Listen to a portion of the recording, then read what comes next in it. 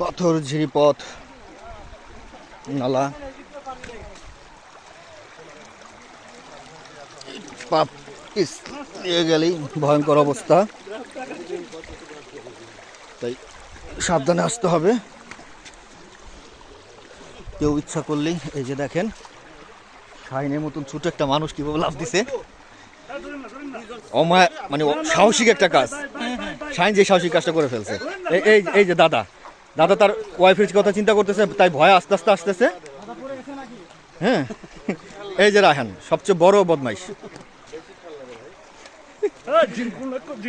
এই যে রাজ্জাক ভাই, এই বললো পড়তে লইছিল, বইয়ের দোয়া ছিল দেখে পড়ে নাই। আর আমাদের সেকেন্ড স্যার সাইদুল স্যার দেখেন কিভাবে, এই স্যারও অনেক, ঠিক আছে। তারপরে হাসিফ, মকবুলার, তহিদ ভাই, এই যে আমাদের ম্যানেজার স্যার, দেখেন স্যারে কত ভয় পায়। স্যার এদিক দিয়ে দেখেন না।